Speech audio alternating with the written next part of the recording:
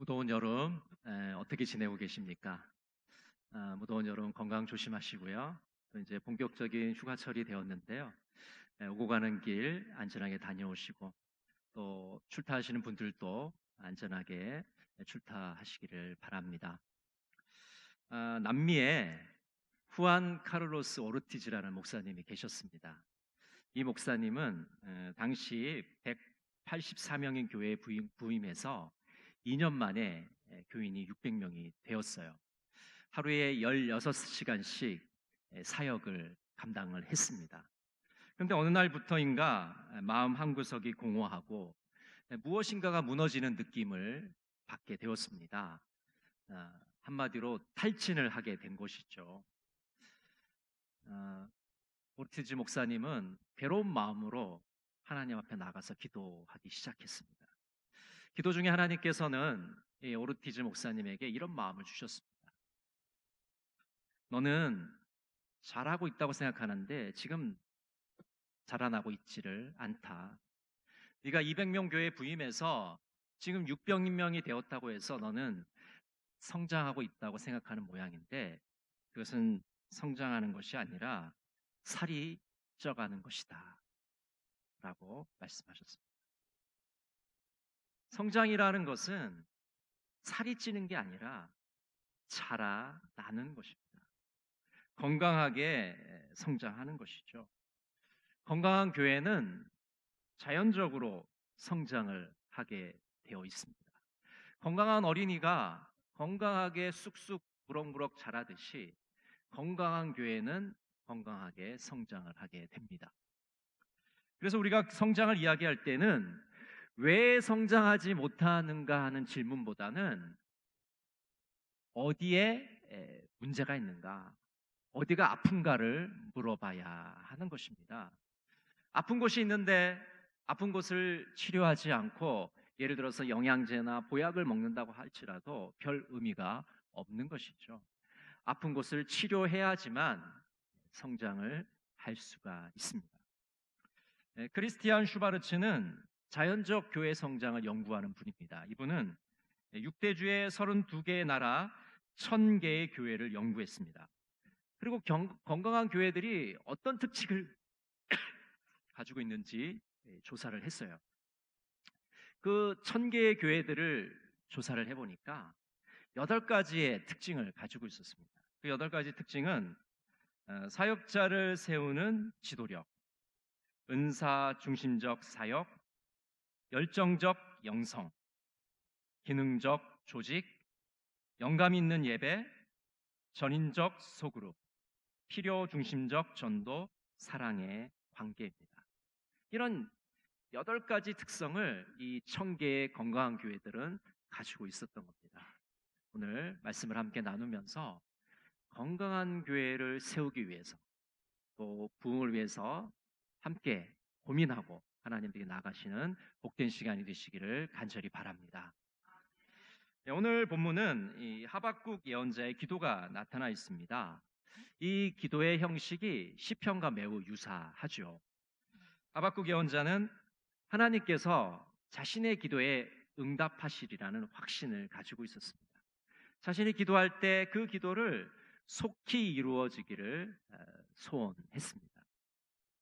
과거 이스라엘을 구원해 주신 하나님께서 지금 고통 속에 있는 이 이스라엘을 건져 주시기를 간절하게 간구하고 있습니다.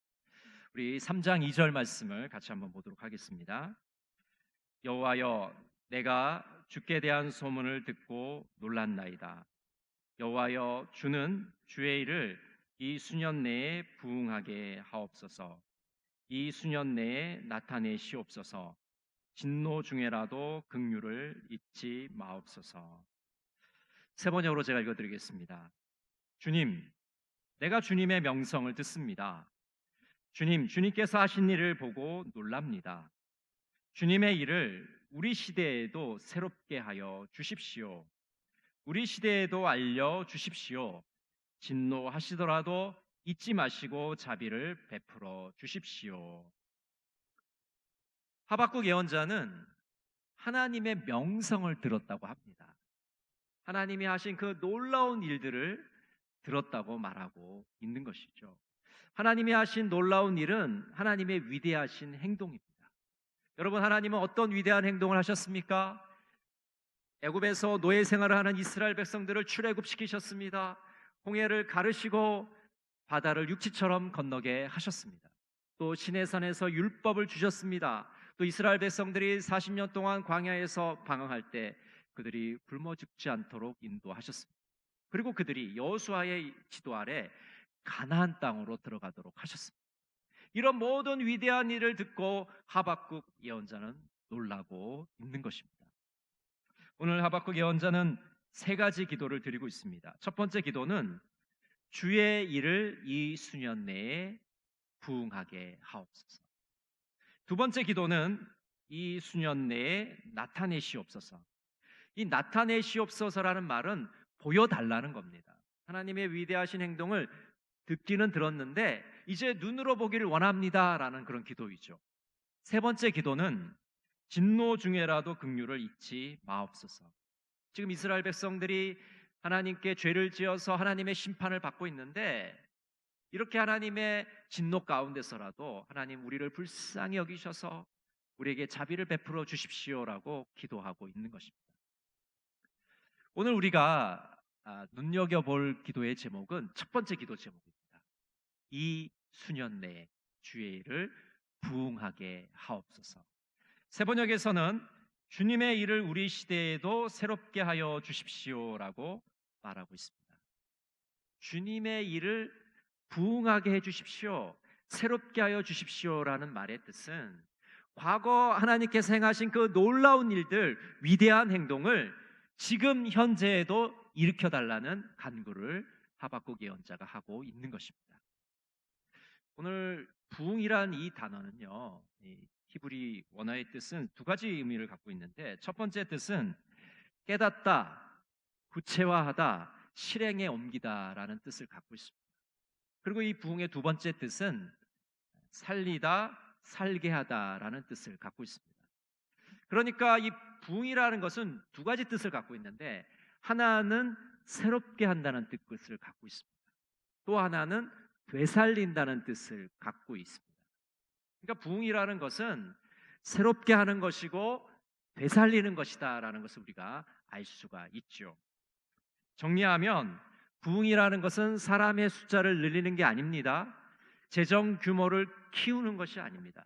성경이 말하는 부응의 정확한 의미는 잠자는 영혼을 깨우는 겁니다. 죽은 것과 같은 영혼을 되살리는 것이 바로 부응의 참뜻입니다.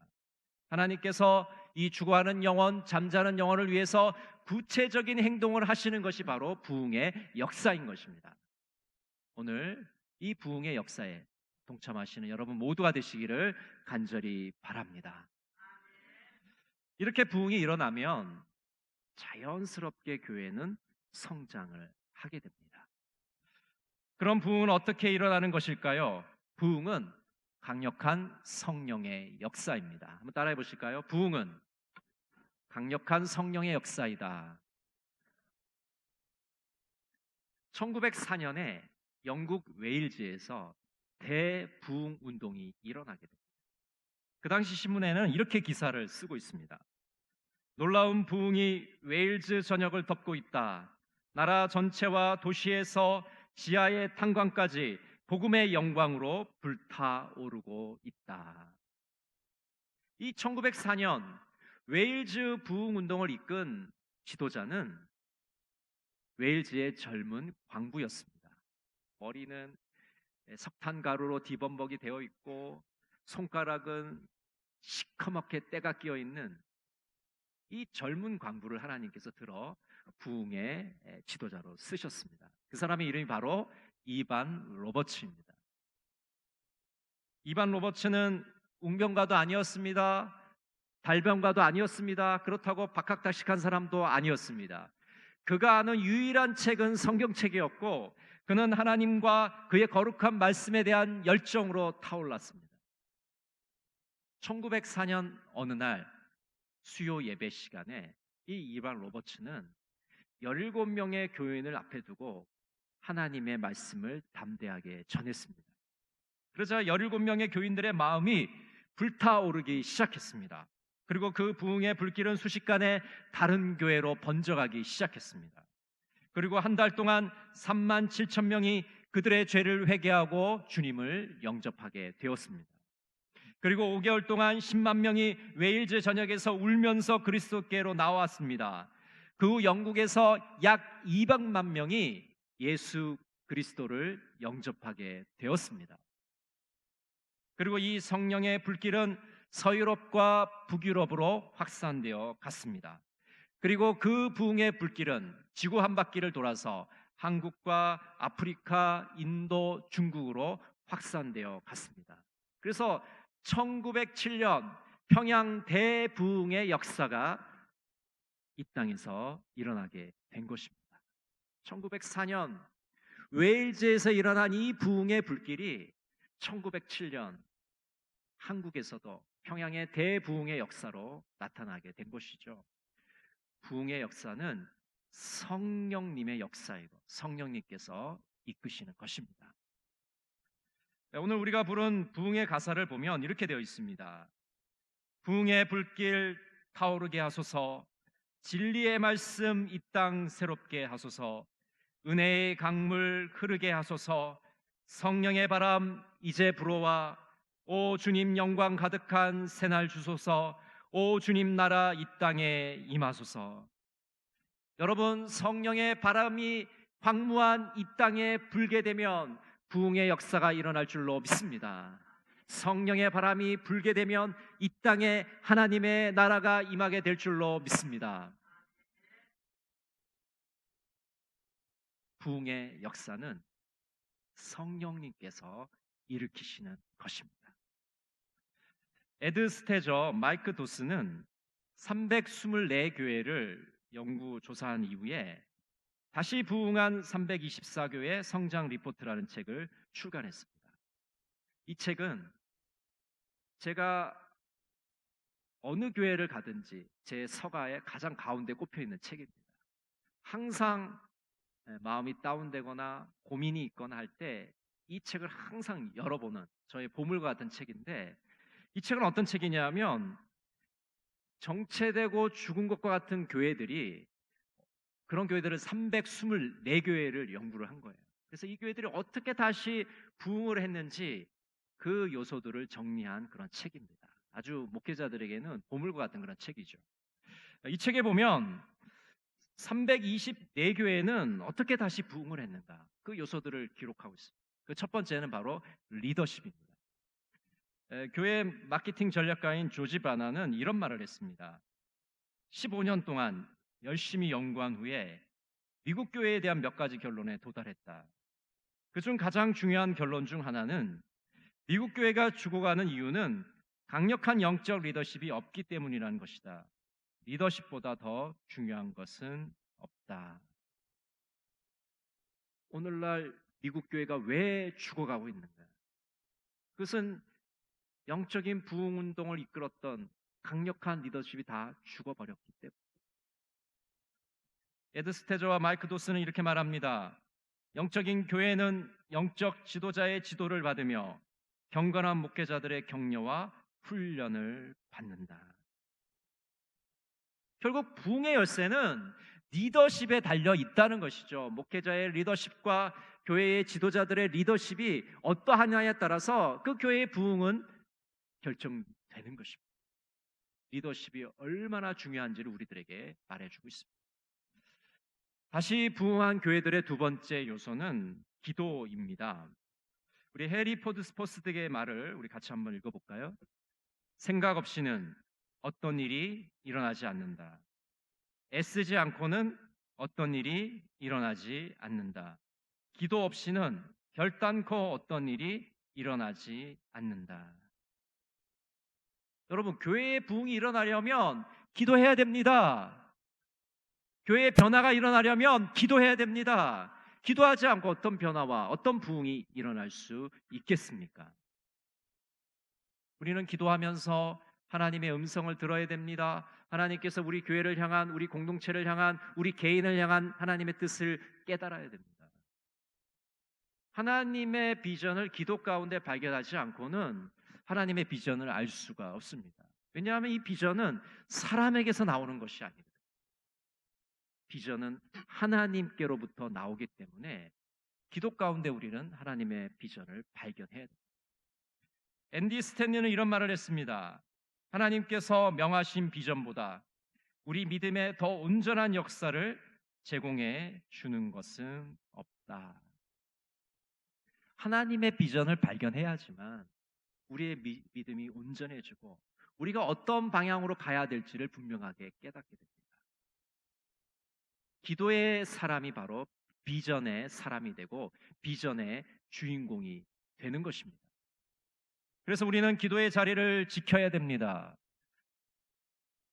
믿음의 성도들 또 교회의 재직들, 중직들은 이 기도의 자리를 지켜야만 하는 것입니다. 그렇기 때문에 새벽 기도가 매우 중요합니다. 제가 평택 대광교회에서 세미나를 받을 때 일인데 백찬동 목사님께서 그런 얘기를 하시더라고요. 가까운 곳에서도 새벽 기도회를 나오지만은 이 평택 시외에서도 먼 곳에서도 새벽 기도회를 나온다. 그리고 새벽 기도회를 나오려고 집을 교회 가까운 곳으로 이사하는 교인들도 있다. 그런 말씀을 하셨어요. 평택 대광교회가 얼마나 새벽 기도회를 중요하게 생각하는지를 알 수가 있었습니다. 제가 예전에 사역하는 교회에서 새벽 기도회를 열심히 다니는 중직 부부가 있었습니다. 그래서 제가 그분들한테 이런 말을 했어요. 교회가 굉장히 먼데 새벽마다 나오시기가 힘들지 않으십니까?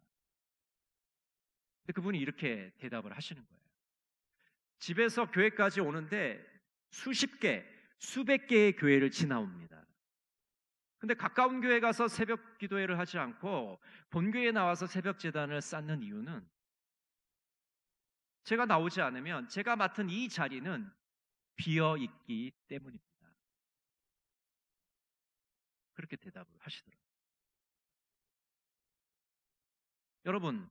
여러분이 새벽 기도의 그 자리를 지키지 않으면 그 자리는 비어 있습니다. 지나가는 사람이 관광객이 와서 그 자리에 앉아서 기도해 주지 않는다는 거죠.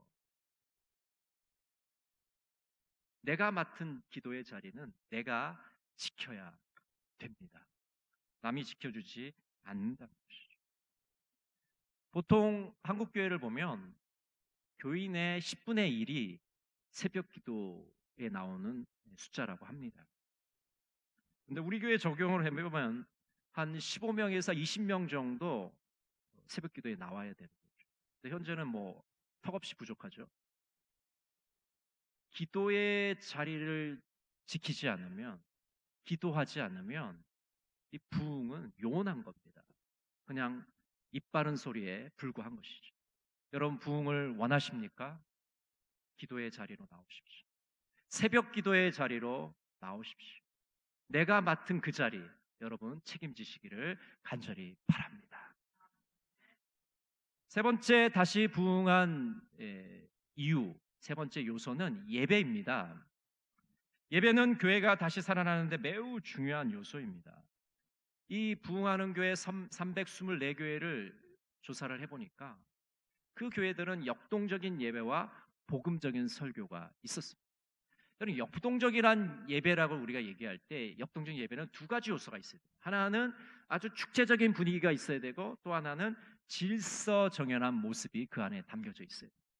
그러니까 예배 가운데 뜨겁고 열정적인 요소가 있어야 되고 또 질서가 있고 또 차분하면서 하나님을 온전히 바라보는 그런 모습들이 조화롭게 이렇게 될 때 역동적인 예배가 될 수 있습니다. 무조건 뭐 뜨거운 예배, 무조건 차분한 예배, 그런 예배가 아니라 이런 요소들이 잘 융합되어 있는 예배가 역동적인 예배이고 다시 부흥한 교회들의 특징입니다. 기도 부분에서 말씀드린 바와 같이 우리가 부흥을 경험하려면 예배의 자리를 지켜야 됩니다.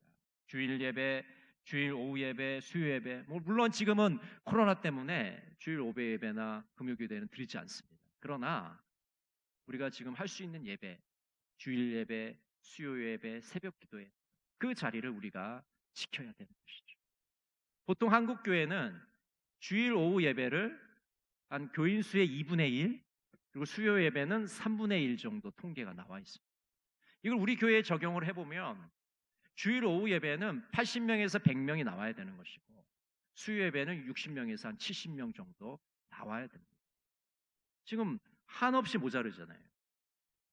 이 말은 무슨 말이냐 하면 한국교회 지금 평균도 되지 않는다는 말이고, 그 말의 의미는 우리가 지켜야 될 예배의 자리를 지금 지키지 못한다는 거죠. 우리의 현실이 그렇다는 것입니다. 예배의 자리를 지키는 것은 신앙의 기본입니다. 기본을 지키지 않고 다른 것, 화려한 것, 거창한 것을 얘기한다는 것은 어불성설인 것이죠. 교회의 부흥은 특별하고 거창한 것보다 기본적인 것을 잘 지킬 때 그곳에서 시작되는 것입니다. 하나님의 역사는 기본에서 시작됩니다. 예배의 자리를 잘 지켜서 다시 부흥을 경험하는 우리 모두가 되기를 간절히 바랍니다. 다시 부흥한 교회, 부흥의 요소는, 마지막 요소는 다음 세대의 사역이었습니다. 에드 스테저와 마이크 도슨이 324교회를 조사해 보니까 이 다시 부흥한 교회들은 다음 세대에 대한 관심이 있었습니다. 어린이 사역, 청소년 사역, 청년 사역에 힘을 썼습니다. 팀을 만들어서 재미있고 안전하게 어린이들을 섬기는 교회도 있었고, 또 어린이들이 예배의 구경꾼이 아니라 참여자로 서게 하는 교회들도 있었습니다. 우리 교회도 지금 오렌지 사역을 하고 있죠. 세대 간의 통합을 하는 그런 사역입니다. 그리고 가정과 교회가 통합하는 그런 사역입니다.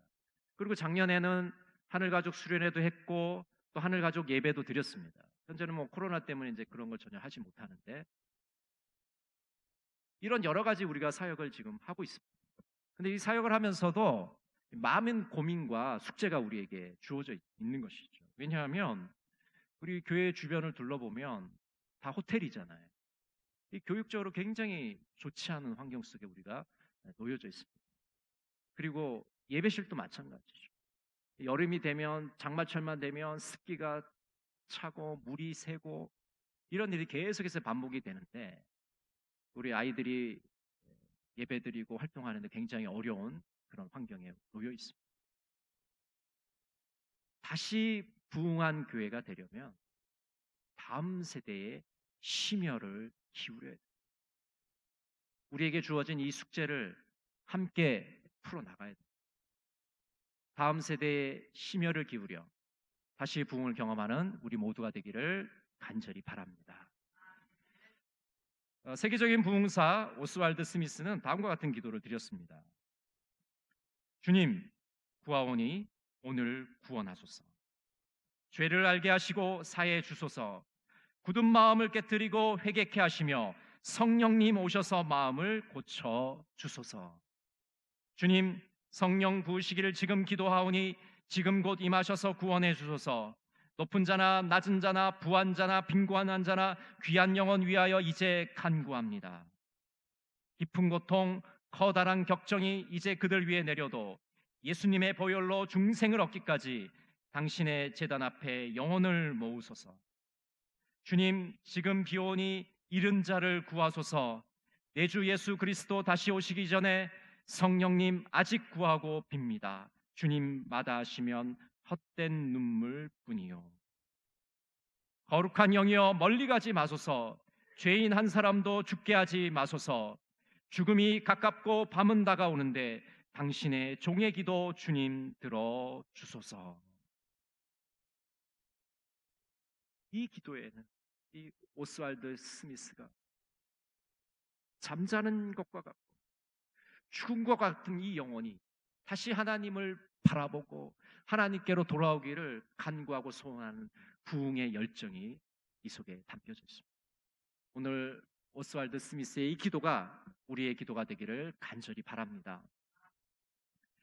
미국의 탈봇 신학교 정문에는 다음과 같은 구호가 있다고 합니다. 영어로는 Pray for Revival이라는 말이 써 있는데, 부흥을 위해 기도하라라는 말입니다. 한번 따라해 보실까요? 부흥을 위해 기도하라. 부흥되기를 원하십니까? 부흥을 사모하십니까? 부흥을 위해서 간절하게 눈물 흘리며 통곡하고 기도할 때 하나님께서는 우리를 부흥의 자리로 인도하실 겁니다. 부흥을 위해서 기도할 때 부흥을 경험하는 놀라운 역사가 임하실 겁니다. 하나님의 이 역사를 기대하시며 하나님 앞에 나가시는 여러분 모두가 되시기를 간절히 바랍니다. 기도하겠습니다. 사랑의 하나님, 이 땅의 황무함을 보옵소서. 긍휼을 베푸시고 부흥의 불길이 타오르게 하소서. 성령의 강력한 역사가 나타나게 하옵소서. 잠자는 것이 깨어나게 하시고 죽은 것이 살아나게 하옵소서. 리더십이 살아나기를 원합니다. 기도와 예배가 살아나기를 원합니다. 다음 세대가 살아나기를 원합니다. 주님 함께하여 주옵소서. 예수님의 이름으로 기도드립니다. 아멘.